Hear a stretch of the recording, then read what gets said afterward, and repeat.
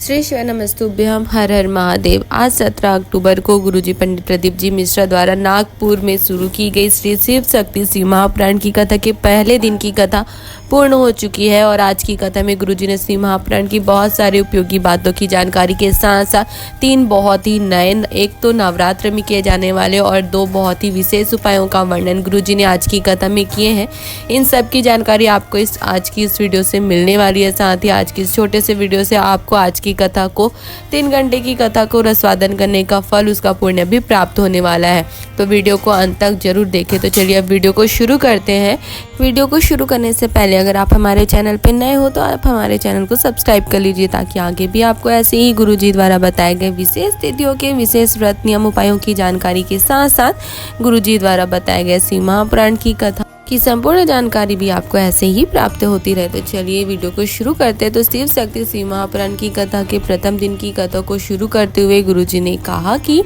भक्ति भी शिव देते हैं, मुक्ति भी शिव देते हैं। आप जो उपवास करते हैं, व्रत रखते हैं, चाहे महालक्ष्मी व्रत करते हैं, सोमवार की व्रत करते हैं, या आप तीज का व्रत रखते हो, या अभी जो नवरात्रि चल रही है तो नवरात्र का व्रत रखते हो, चतुर्थी का व्रत रखते हो, चाहे कोई भी व्रत रखते हो, तो उस व्रत को करने के साक्षी तो ध्रुव जी होते हैं। लेकिन शिव महापुराण की कथा भागवत पुराण, स्कंद पुराण वर्णन करती है कि उस व्रत को करने के साक्षी तो ध्रुव जी बनते हैं, लेकिन उस व्रत को करने का जो बल होता है, उसके करने की जो शक्ति होती है, व्रत को करने का जो आनंद होता है, व्रत को करने की जो ताकत होती है, वो आपको सिर्फ और सिर्फ मेरे देव अधिदेव महादेव प्रदान करते हैं।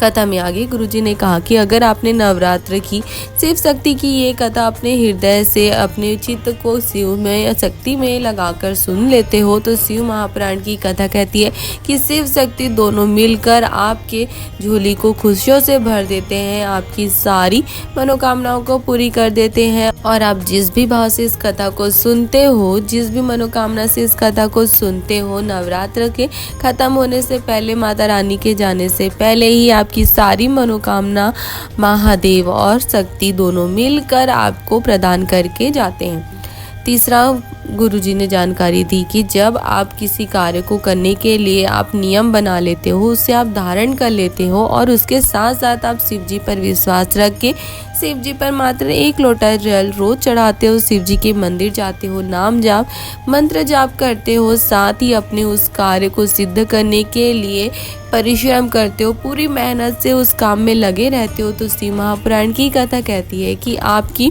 उस परिश्रम को, उस मेहनत को आनंद प्रदान करने के लिए, आनंद में बदलने के लिए, उस कार्य को सिद्ध करने की जिम्मेदारी मेरे महादेव की हो जाती है। शिव महापुराण की कथा कहती है कि आपको अपने जीवन में उन्नति करने के लिए बाहरी आडंबरों में नहीं फंसना चाहिए,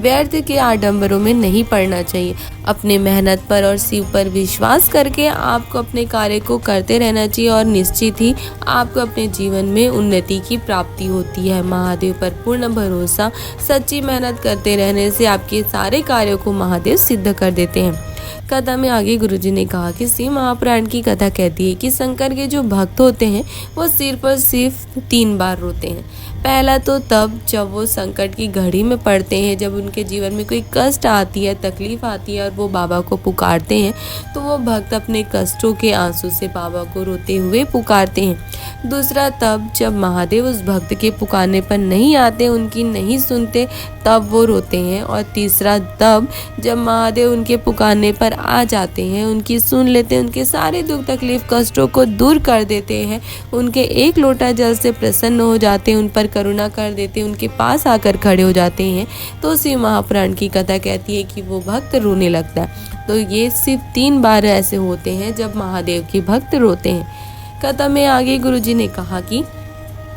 इस संसार के किसी भी व्यक्ति के जीवन में जो भी दुख आती है, कष्ट आते हैं, तकलीफें आती है, वो सब उसके पूर्व में किए गए कर्म के अनुसार उसके जीवन में आती है। उसके पूर्व के कर्मों का फल ही होता है जो उसे दुख के रूप में, कष्टों के रूप में इस जन्म में भोगना पड़ता है, उसे प्राप्त होते हैं।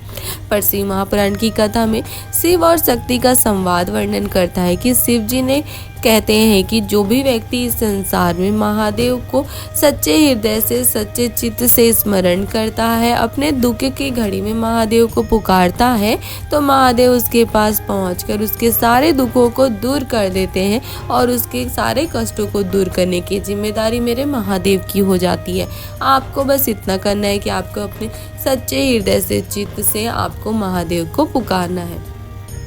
कथा में आगे गुरुजी ने एक बहुत ही अच्छा उपाय का वर्णन करते हुए कहा कि अगर आपके जीवन में बहुत ज़्यादा दुख आ जाए, दुख कट ही नहीं रहा हो, तो सब कुछ आपने करके देख लिया हो, सारे तिथि उपाय भी कर लिए हो, पर महादेव तक आपके हृदय की बात नहीं पहुंच रही है, तो आपको शिव महापुराण में वर्णित इस 5 बेलपत्र और 1 कलश जल वाले उपाय को करना है। इस विशेष उपाय को करने के लिए आपको गुरुजी ने कहा है कि 1 कलश जल लेना है, लेकिन वो जो कलश है वो तांबे का नहीं, मिट्टी का होना चाहिए। आपको मिट्टी के कलश में जल लेकर और 5 बेलपत्री लेकर शिव जी के मंदिर पहुंच जाना है। फिर आपको एक बात का स्मरण रखना है कि वो जो बेलपत्री है वो कटी फटी नहीं होनी चाहिए। साथ ही उस बेलपत्री के पीछे की जो ठूठ होती है वो आपको तोड़ लेना है, क्योंकि अगर ठूठ वाली बेलपत्री आप शिव जी को समर्पित करते हो तो शिव महापुराण की कथा कहती है कि महादेव उस बेलपत्री को स्वीकार नहीं करते हैं और आपके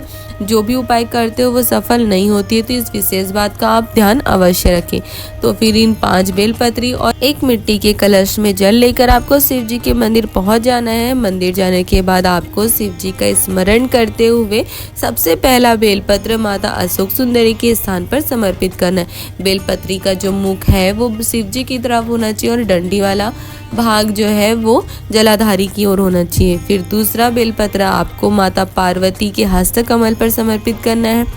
तीसरा बेलपत्र आपको शिव जी के शिवलिंग के ऊपर समर्पित करना है, पर स्मरण रखना है कि आप जहाँ पर बैठकर बेलपत्री शिव जी पर चढ़ा रहे हो तो आपका जो बेलपत्री का डंडी वाला मुख है वो आपके विपरीत दिशा में होना चाहिए और जो बेलपत्री का पत्ती वाला मुख है वो आपकी ओर होना चाहिए। फिर आपको चौथा बेलपत्र जो है वो आपको जलाधारी से जहाँ पर पानी नीचे गिरता है वहीं नीचे पर ही आपको चौथा बेलपत्र समर्पित कर देना है। 5वां और अंतिम बेलपत्र आपको माता अशोक सुंदरी के स्थान पर उस बेलपत्र को स्पर्श कराकर भगवान नंदीश्वर के चरणों पर उसे समर्पित कर देना है। इन 5 बेलपत्रियों को समर्पित करने के बाद आप जो मिट्टी के कलश में जल लेकर गए हो उस जल को आपको महादेव का स्मरण करते हुए, अपने कष्टों को महादेव से कहते हुए, अपने दुखों को महादेव से कहते हुए धीरे धीरे शिव जी पर समर्पित करना है।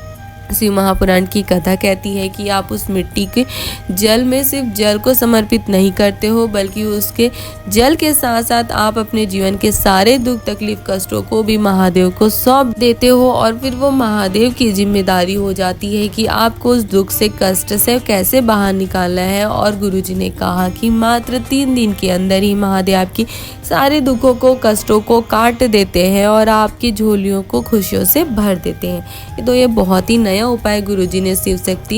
शिव महापुराण की कथा के पहले दिन बताए हैं। गुरुजी ने कथा में आगे बताया कि शिव जी की जो पंचायत होती है उसमें जो 5 देव होते हैं, क्या आप जानते हैं कि वो 5 देव कौन कौन से होते हैं? अगर आप नहीं जानते हैं तो गुरुजी ने आज की कथा में बताया कि सबसे पहले देव तो स्वयं देवाधिदेव महादेव होते हैं, दूसरे होते हैं गणेश जी, तीसरे होते हैं नारायण और चौथे होते हैं सूर्यदेव और 5वीं और अंतिम सदस्य होते हैं माँ जगत जननी जगदम्बा माता दुर्गा। ये 5 महादेव की पसी पंचायत में रहते हैं। तो कथा में आगे गुरुजी ने एक और उपाय का वर्णन किया है। ये भी नया उपाय गुरुजी ने आज की कथा में बताया। गुरुजी ने कहा कि शिव महापुराण की कथा कहती है कि जिसका बच्चा मन बुद्धि है, जिसकी बुद्धि काम नहीं कर रही हो, विवेक काम नहीं कर रहा हो, बहुत ज़्यादा चिड़चिड़ा है, बहुत ज़्यादा बिगड़ा हुआ है, तो शिव महापुराण की कथा तो यहाँ तक ही कहते हैं कि जिसकी नसें काम करना बंद कर देती है और इस बीमारी का इलाज भारत में ही क्या पूरे बाहर विदेश में भी नहीं है, जिसमें धीरे धीरे नाड़ियाँ का जो नसें होती है वो काम करने बंद कर देती है। धीरे धीरे सारे अंग काम करना बंद करने लगते हैं, कम दिखने लगता है, कम सुनाई देने लगता है। तो उसके लिए गुरुजी ने शिव महापुराण का एक बहुत ही नया और चमत्कारी उपाय बताए हैं। इसके लिए शिव महापुराण की कथा कहती है कि सोमवार के दिन आपको मिट्टी के बर्तन में या आप कलश ले सकते हो, और अगर आपके पास कलश नहीं हो तो दिया तो सबके घर में होता ही है, तो आपको उस दिए में ही जल लेकर शिव जी के मंदिर पहुंच जाना है। और आप जिस दिया में जल लेकर जाओ तो वो जो दिया है वो आपका जला हुआ नहीं होना चाहिए, यानी कि नया होना चाहिए, वो कोरा होना चाहिए। मतलब आप उसमें पहले बाती ना लगाए हो, उस दिया का प्रयोग ना किया हो, नया दिया होना चाहिए। फिर उस नए दिए में आपको जल लेकर शिव जी के मंदिर पहुंच जाना है। शिव जी के मंदिर जाने के बाद आपको शिव जी पर उस दिए के जल को शिव जी के शिवलिंग में माता अशोक सुंदरी के स्थान पर समर्पित कर देना है, और उसी जल को ही उसी दिए में लेकर और महादेव पर चढ़ी हुई एक बेलपत्री को महादेव का स्मरण कर, महादेव से निवेदन कर, उस बच्चे का या उस व्यक्ति का स्मरण कर, उसके लिए औषधि के रूप में मांग कर अपने घर ले आना है। और उस बच्चे को उस बेलपत्री और 2 बूंद जल ही सही आप जो लेकर आए हो उसे पिला देना है। गुरुजी ने कहा कि मात्र 1-2 सोमवार अगर आप इस उपाय को करते हो तो शिव महापुराण की कथा कहती है कि बच्चा कितना ही मंदबुद्धि क्यों ना हो, उसका बुद्धि काम करने लगता है, वो बुद्धिवान बन जाता है, विवेकवान बन जाता है, उसका सारा शरीर काम करने लगता है। अगर वो बोल नहीं पा रहा होता है, सुन नहीं पा रहा होता है, तो मेरे एक महादेव की कृपा उस पर होती है और वो बिल्कुल स्वस्थ हो जाता है, उसका पूरा शरीर काम करने लगता है, उसकी बुद्धि प्रबल हो जाती है, उसकी विवेक बढ़ जाती है। ये इलाज कहीं भी नहीं है, पूरे विश्व में आपको इसका इलाज नहीं मिलेगा, लेकिन मात्र माता अशोक सुंदरी के स्थान पर चढ़ाया गया मिट्टी के कलश का जल और एक बेलपत्री आपके सारी समस्याओं का हल कर देगा, आपको उसका इलाज प्रदान कर देगा। तो ये बहुत ही नया उपाय गुरुजी ने बताया। और कथा के अंत में एक और इस नवरात्र में किए जाने वाला उपाय गुरुजी ने कहा है। वैसे ये उपाय भी है और विशेष जानकारी भी है। गुरुजी ने कथा के अंत में कहा कि अगर नवरात्र में जो सब लोग जो है वो बड़ी बड़ी माता रानी की मूर्तियाँ देखने के लिए जाते हैं, जहाँ पर 19 फीट 20 फीट की मूर्तियाँ रखी होती हैं माता रानी की, उसे देखने के लिए जाते हैं। पर गुरुजी ने कहा कि अगर आप जहाँ पर जवारा बोई जाती है,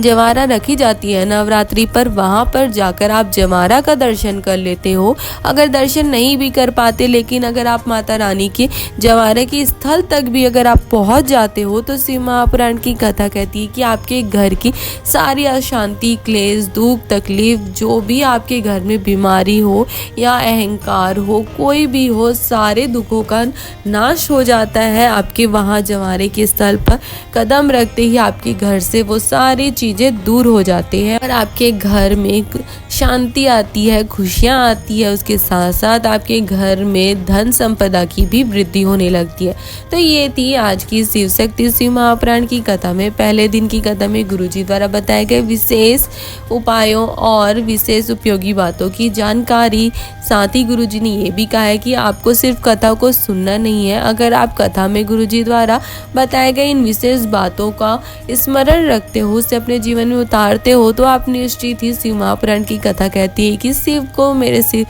जी के शिव तत्व को प्राप्त कर सकते हो। साथ ही गुरुजी द्वारा कथा में बताए गए इन उपायों को करके भी आप महादेव का आशीर्वाद प्राप्त कर, माता रानी का आशीर्वाद प्राप्त कर, शिव शक्ति को प्रसन्न कर, अपने जीवन के सारे दुख तकलीफ कष्टों को दूर कर अपने जीवन में आनंद और सुख की प्राप्ति कर सकते हो।